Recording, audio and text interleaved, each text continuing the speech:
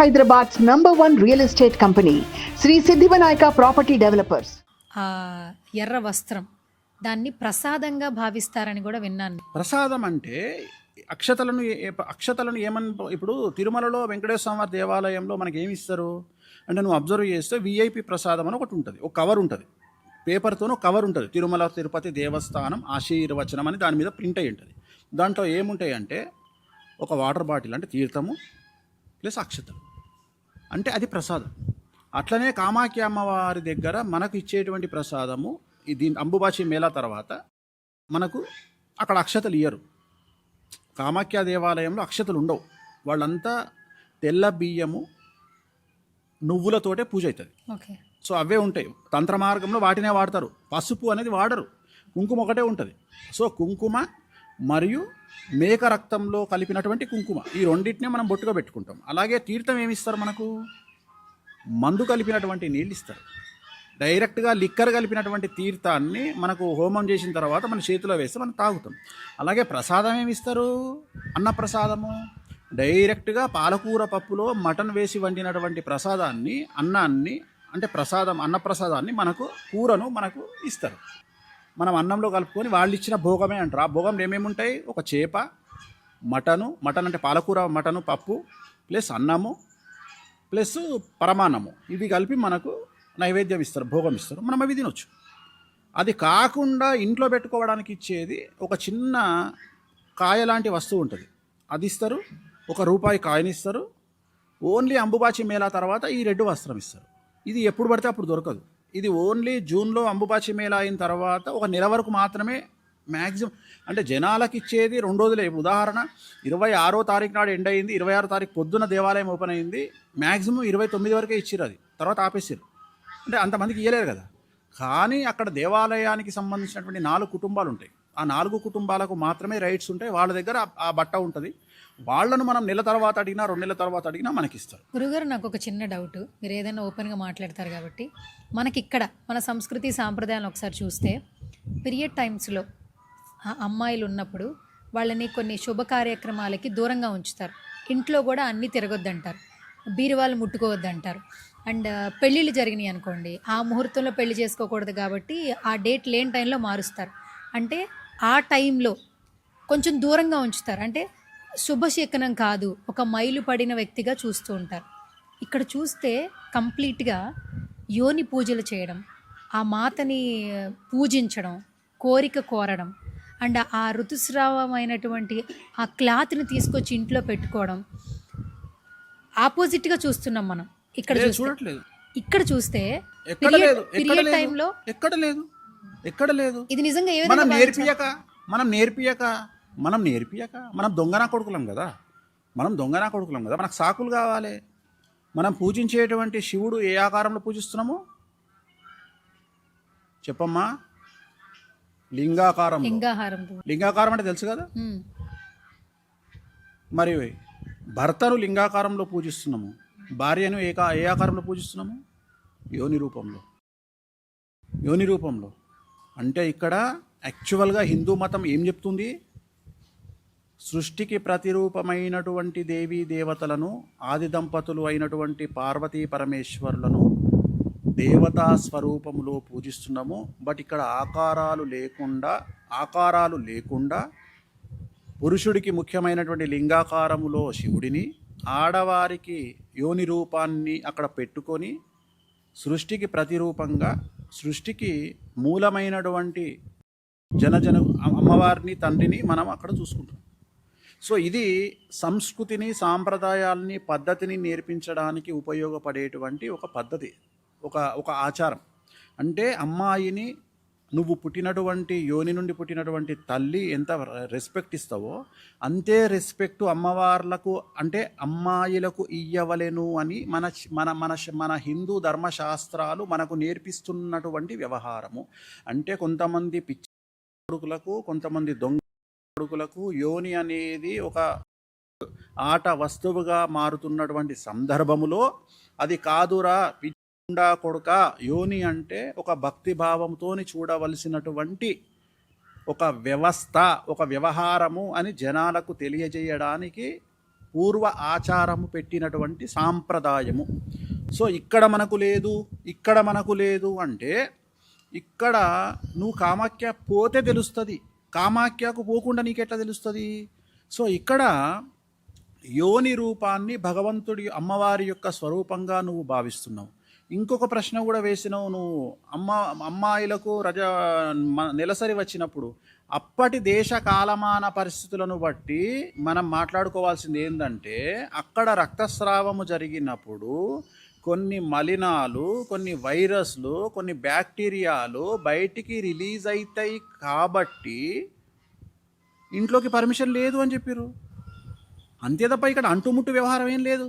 యాక్చువల్గా దాన్ని మనోళ్ళు ఏదైనా కానీ చక్కగా చెప్తే వినరు కదా. ఇప్పుడు మనోళ్ళ దగ్గర గొప్పతనం ఏంటంటే, మన సాంప్రదాయాలు ఎట్లుంటాయి అంటే కొద్దిగా పద్ధతిగా చెప్తాయి మనకు, అంటే చెప్తే వినకపోతే కొట్టినట్టుగా చెప్తాయి. సో అందుకని మనకి ఏం సిస్టమ్ పెట్టిరు అంటే, ఈ సిస్టమ్ పెట్టి యాక్చువల్గా ఆడవాళ్లకు ఆ టైములో విపరీతమైనటువంటి స్ట్రెస్ ఉంటుంది, విపరీతమైనటువంటి డిస్కంఫర్ట్ ఉంటుంది. అది ప్రకృతిలో భాగంగా వాళ్ళల్లో మూడ్ స్వింగ్స్ ఉంటాయి.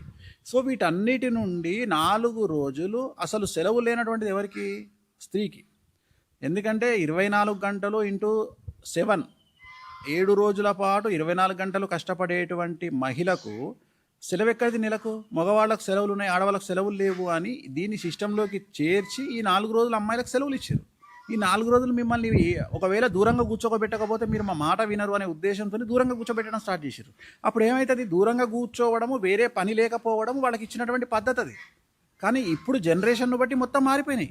ఒకప్పుడు తల్లి తండ్రి చనిపోతే నిప్పు పెట్టాల్సింది మగపిల్లలు అనేటువంటి సాంప్రదాయం ఉంది. ఇవాళ మగపిల్లలు లేనటువంటి తల్లిదండ్రులు చనిపోతే ఆడపిల్లలే తలకొరిగి పెడుతున్నారు మొత్తం భారతదేశంలో. ఎందుకు అంటే ఆ ప్రేమ అనేది వాళ్ళని అక్కడికి చేర్చింది, అలా చేస్తున్నారు.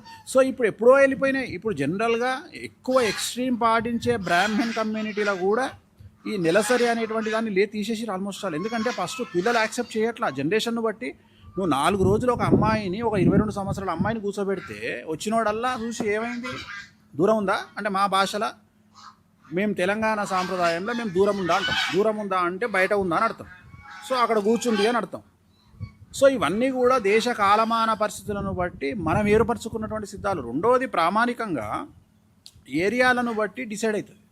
ఇంతకు ముందు ఇప్పుడు ఉదాహరణ చెప్తా. ఇప్పుడు తంత్ర మార్గములో నాన్ వెజ్ లిక్కర్ ఉంటుంది వామాచారంలో అని చెప్పినట్టు తెలంగాణ సాంప్రదాయం కానీ భగవంతుడు మనకు ఆచార వ్యవహారాన్ని ఎట్లా పెట్టిండంటే, తెలంగాణ సాంప్రదాయంలో మందు, మాంసము, భక్తి 3 కలిసి ఉంటాయి. నువ్వు అబ్జర్వ్ చేయి. ఎందుకంటే భగవంతుడిని చాలా దగ్గరగా చేయడానికి తెలంగాణ సాంప్రదాయం ఉపయోగపడుతుంది. తెలంగాణ సాంప్రదాయం ప్రకారము భక్తి ప్లస్ ఎంటర్టైన్మెంట్ ఈ 2 కలిసి ఉంటాయి. ఇప్పుడు ఉదాహరణ తీసుకుంటే తెలంగాణ సాంప్రదాయంలో ఏ దేవాలయానికి వెళ్ళినా నాన్ వెజ్ లిక్కర్ ఉంటుంది. పెళ్ళిళ్ళు కూడా అసలు చావుకు పెళ్లికి నాన్ వెజ్ ఉంటుంది. ఇప్పుడు ఉదాహరణ తెలంగాణలో ఎవరైనా చనిపోతే చేదునోరు అంటారు. అంటే చనిపోయినాక ఖచ్చితంగా వాళ్ళకు 2వ రోజో 3వ రోజో మనకు తెలిసిన వాళ్ళు మన బంధువులు ఏం చేస్తారంటే, ఇప్పుడు ఉదాహరణ మా అమ్మ చనిపోతే మా అన్న అంటే మా కజిన్ బ్రదర్స్ వాళ్ళు ఏం చేసిర్రు, నాకు ఇంత లిక్కరు ఇంత నాన్ వెజ్ వండి తీసుకొచ్చారు.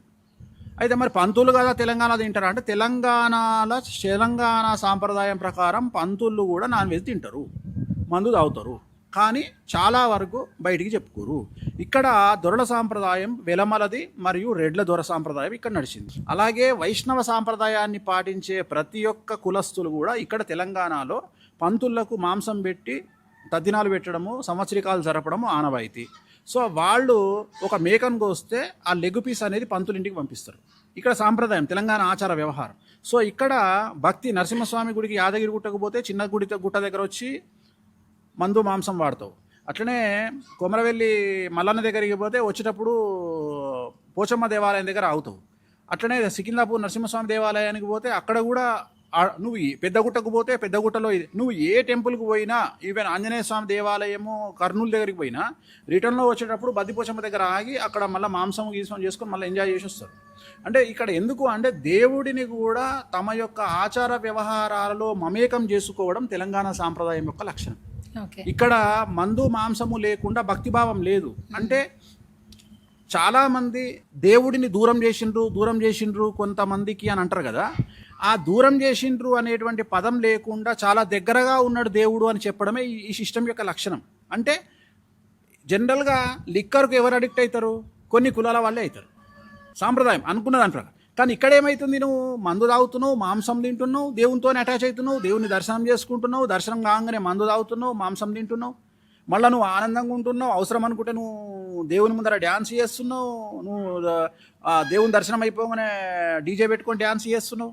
సో ఇవన్నీ కూడా సాంప్రదాయాన్ని బట్టి ఉంటాయి. తెలంగాణ సాంప్రదాయం అందుకనే చాలా గొప్పది. తెలంగాణలో మందు మాంసము భక్తి మూడు కలిసి ఉంటాయి ఎప్పుడు. ఈ మూడింటిని విడదీసే పరిస్థితి లేదు. సమ్మక్క సారక్కైనా నువ్వు చూడు, అవి లేకుండా ఎక్కడా నడవదు. అందుకనే చాలామంది నాలాగా ఓపెన్గా మాట్లాడడానికి ఏదో అడ్డంకి వస్తుంది. కానీ అసలు మందు మాంసము వీటిని దూరం చేసుకుంటే, ఇప్పుడు ఒక మనిషి ఎంతో కష్టాలలో ఉంటాడు, చనిపోతాడు. వాడు చనిపోయిన తర్వాత మన ఫ్యామిలీ చాలా కష్టాలలో ఉంటుంది, డిప్రెషన్లో ఉంటాడు, ఒక షాక్లో ఉంటాడు. ఆ షాక్ పోవాలంటే నీకేం కావాలి? తెలంగాణలో చావు జరిగితే ఆ ఇంట్లో ఆడవాళ్ళకు కూడా మందు ఇస్తారు. నేను అనేది ఏంటంటే దాన్ని మందు అని విషయం అనాలే కదా. మరి మందు అని ఎందుకు అన్నారు? మందు అంటే ఏంది? మన భాషలో మెడికల్ షాప్లో దొరికేది మందు. మరి దీన్ని కూడా మందు అని ఎందుకు అన్నావు? అంటే ఇది కూడా మెడిసిన్ లాగా పనిచేస్తుంది కాబట్టి దీన్ని మందు అన్నారు. సో దీన్ని నికరంగా మంచిగా పద్ధతిగా తాగితే ఇది కూడా డిప్రెషన్ నుండి బయటికి తీసుకొస్తుంది. సో ఈ సాంప్రదాయాలని చాలా డిఫరెంట్ సాంప్రదాయాలు ఏరియాని బట్టి ఉంటాయి. సో ఒక ఏరియాలో ఒక రకంగా ఆలోచిస్తారు, ఇంకో రకంగా ఆలోచిస్తారు. ఓకే. సుమన్ టీవీలో మీ పర్సనల్ అండ్ బిజినెస్ ప్రమోషన్స్ కోసం కింది నెంబర్కి కాంటాక్ట్ చేయండి.